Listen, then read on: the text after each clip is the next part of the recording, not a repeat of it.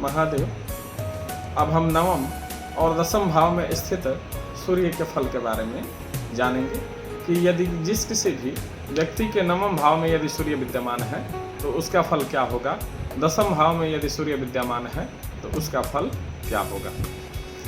कहते हैं कि दिवानायके दुष्टता कोण याते न चाप्नोति चिंता विरामोस्य चेतः तपश्चर्यया निक्षया प्रयाति क्रिया तुंगताम तप्यते सोदरेण। जिस किसी भी मनुष्य के नवम भाव में यदि सूर्य विद्यमान है तो वह व्यक्ति दुष्टता करता है, अर्थात वह दुष्ट प्रकृति का होता है।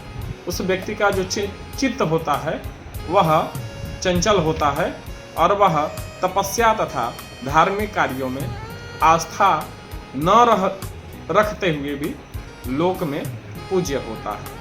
सहोदर भाइयों से वह कष्ट को भी प्राप्त करता है। वह दाम्भिक, असंतुष्ट तथा अस्थिर चित्त वाला होता है। तो इस प्रकार से नवम भाव में स्थित सूर्य के फल के बारे में हम जाने। अब हम दसम भाव में स्थित सूर्य के फल के बारे में जानते हैं।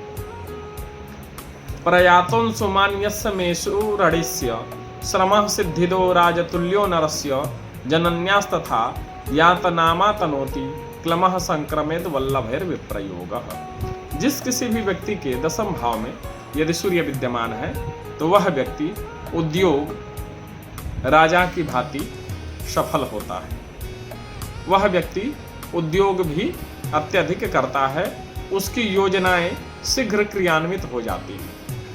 वह व्यक्ति जिस किसी भी कार्य को करना चाहता है वह अपने कार्य को करने में सफलता प्राप्त करता है और माता के द्वारा थोड़ा कष्ट को वह प्राप्त करता है।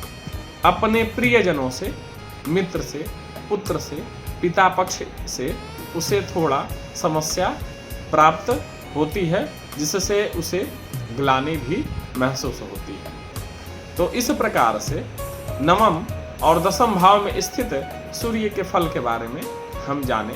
लेकिन अब आगे एकादश और द्वादश भाव में स्थित सूर्य के फल के बारे में अब हम लोग अगले वीडियो में जानेंगे।